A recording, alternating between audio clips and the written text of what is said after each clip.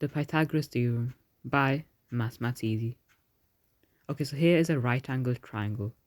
And as from the previous video, we now know that the opposite of the right angle is the hypotenuse, the longest side. And the opposite of the theta is the opposite. The theta is the unknown angle, as shown now. And the base is adjacent. Let's name the left of the right angle a squared. And then let's name the base underneath the right angle b squared, leaving us with the hypotenuse as a c squared. And remember, they should always be named c squared.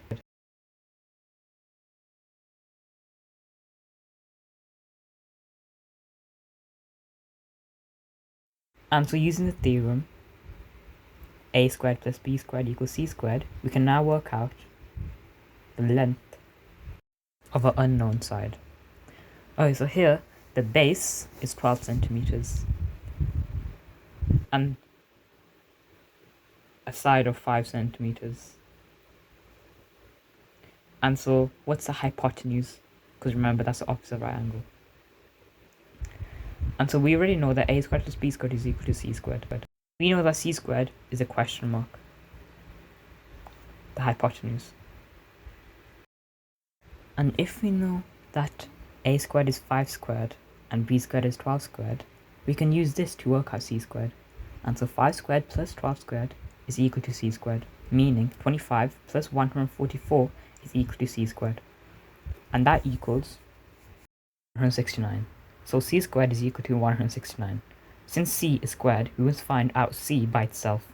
And to do that, just square root, and therefore c is equal to 13 centimeters. And so the hypotenuse is also 30 centimeters. Next example.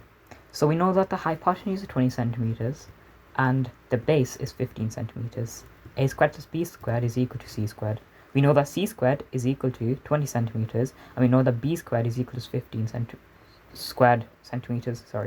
So a squared plus 15 squared is equal to 20 squared.